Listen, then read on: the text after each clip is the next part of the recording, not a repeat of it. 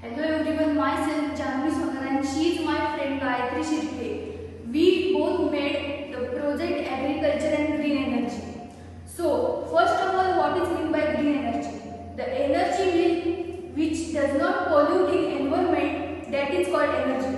And these sources are rain, wind, tides, etc. This is called green energy. तर जसं की आता तुम्ही सांगितलं ग्रीन एनर्जी म्हणजे हरित ऊर्जा. या हरित ऊर्जेचा वापर आपल्या ग्रामीण भागामध्ये शेतकऱ्यांना खूप मोठ्या प्रमाणात होतो. तर आणि या ग्रीन एनर्जीचे म्हणजे हरित ऊर्जेचे काही असे दुष्परिणाम सुद्धा आपल्याला बघावे लागत नाही. तर ग्रीन एनर्जीच्या सोबतच आपल्याकडे एक इम्पॉर्टंट पॉइंट आहे तो म्हणजे सोलार एनर्जी. सोलार एनर्जी म्हणजे सौर ऊर्जा. तर बघूयात आपण सोलार एनर्जी कशी वर्क करते.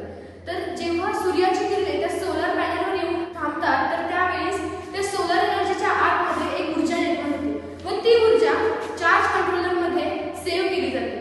आणि नंतर ज्यावेळेस आपल्याकडे लाईट वगैरे नसतात त्यावेळेस त्या सोलार पॅनलच्या द्वारे आपण वीज पुरवठा करू शकतो.